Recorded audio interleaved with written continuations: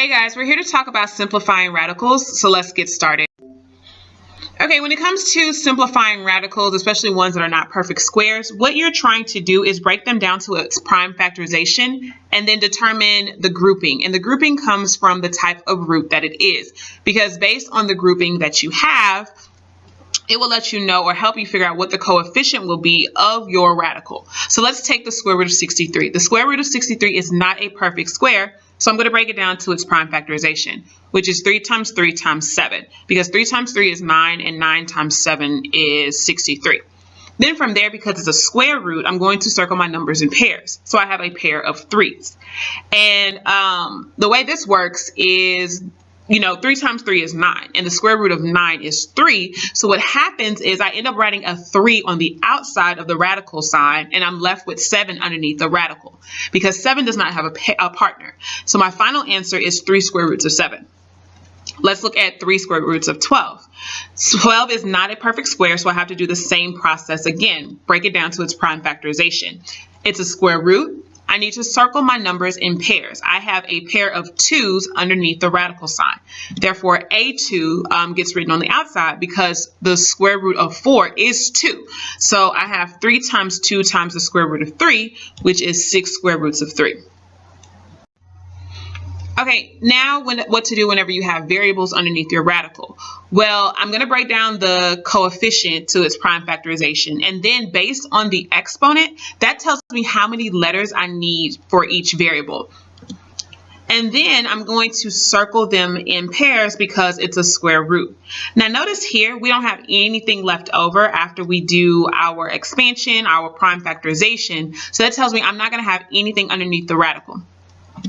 And then I write down a number or letter based on each group. So for instance, I had a pair of 3's, and so I wrote down just 1 3. I had a pair of x's here, I wrote down an x. Another pair of x's, I wrote down an x. I had 1 2 3 4 5 pairs of y's, so I had 1 2 3 4 5 y's written down. I had 2 sets of z's, so I had 2 z's written down. And this leaves me with a final answer of 3x squared y to the 5th z to the 4th. Here, I'm going to multiply to get my answer and then simplify. I start by multiplying the coefficients, which are 2 and 4, and that gives me 8. And then I did the same thing here. Now, I could have gone ahead and multiplied the 8 times 18, but because I know I'm going to have to break it down into prime factorization, I didn't write it down. So I then broke it down to the smallest numbers, and now it's a square root, so I circled them in pairs. Again, there are no leftovers, so that means there are no radicals that are going to be written in my final answer. So it's 8 times 12a squared, which is 96a squared. So if you have any questions, please remember to write them down in your notes so that we can discuss them in class. Let's move on. Okay, so here's some more examples. The first one says 3 square roots of 2 divided by the square root of 6. Now, we don't want any radicals in our denominator, so we have to do what's called rationalizing the denominator. And basically what that means is whatever radical you have in your denominator, you're going to multiply both the numerator and the denominator by that value in order to cancel out that square root, cube root, whatever root you have there. So by doing that, I end up with 3 times the square root of 2 times 6 over the square root of 6 times 6. Now, notice that here I'm going to go ahead and do my prime factorization, but on the denominator, I didn't really have to do that. And the reason why is because it's a square root. And so we remember we always circle them in pairs.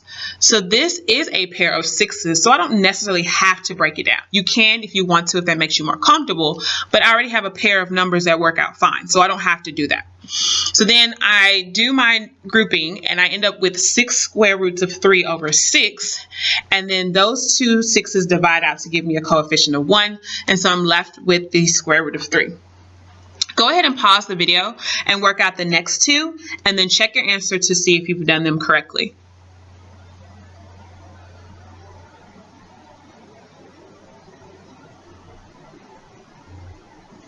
Okay, here are the answers you should have gotten.